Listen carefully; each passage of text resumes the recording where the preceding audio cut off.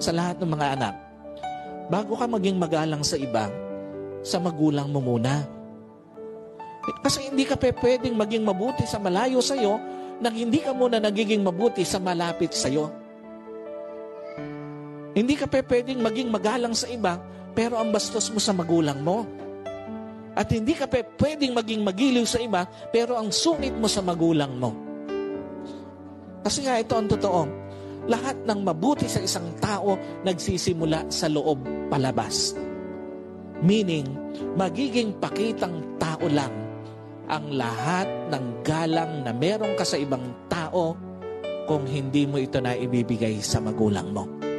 Magiging pakitang tao lang lahat ng giliw na meron ka sa ibang tao na hindi mo na ibibigay sa magulang mo.